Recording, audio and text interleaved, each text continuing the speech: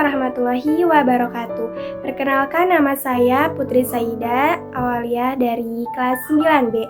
Di sini saya akan bermonolog tentang kota tanpa buku. Pernahkah kau ke toko buku, perpustakaan, atau taman bacaan? Tidakkah kau merasa istimewa ketika berada di dalamnya? Di sekelilingmu ada berbagai tokoh dari dunia nyata dan hayal, tempat yang pernah kau kunjungi dan yang belum, informasi dan cerita dari masa lalu, masa kini, dan masa depan. Semua berpadu, semua berada dalam genggamanmu.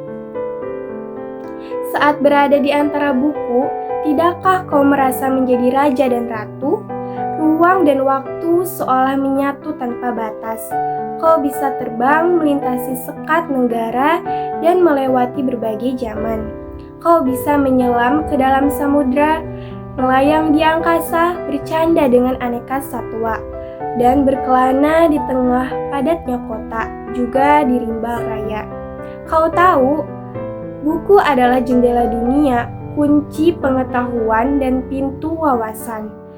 Muhammad Hatta, sang proklamator, berkata, "Aku rela dipenjara asalkan bersama buku. Karena dengan buku-buku aku bebas. Melalui buku, manusia terbebas dari ketidaktahuan."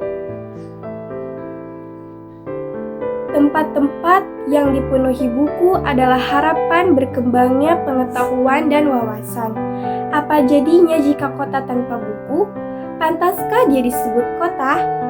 Di kota itu mungkin kabar datang dari sumber lain, dari koran, televisi, atau internet.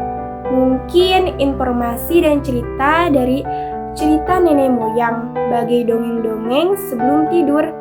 Irama warganya pun tiada beda, bangun pagi, bertebaran di muka bumi untuk berbagai keperluan, untuk kembali pulang siang atau sore harinya. Setelah itu, mereka berangkat tidur dan memulai lagi hari berikutnya. Semua serupa. Di kota itu mungkin ada bangunan bernama perpustakaan. Di dalamnya buku-buku berderet dalam rak yang tak terjamah. Tiada tangan meraih dan membuka halaman demi halaman dengan sukacita. Mungkin juga ada tumpukan buku di sudut-sudut sekolah yang sepi dan berdebu. Jarang dikunjungi, jarang dibaca. Buku-buku di sana tenggorak tanpa nyawa. Bagaimana dengan kotamu? Mungkin kau tinggal di tengah kota yang megah, atau di gang sempit, di desa terpencil, di pesisir, atau di kaki gunung. Adakah perpustakaan, taman bacaan, atau toko buku di dekat rumahmu? Jika ada, apakah tempat itu menjadi wadah berkumpulnya anak-anak dan warga? Menjadi pusat berkembangnya wawasan dan pengetahuan, atau hanya menjadi pajangan? Maukah kau menjadi orang yang menghidupkannya? Kau bisa mengunjungi dan mengajak teman-teman membaca dan berbagi cerita di sana.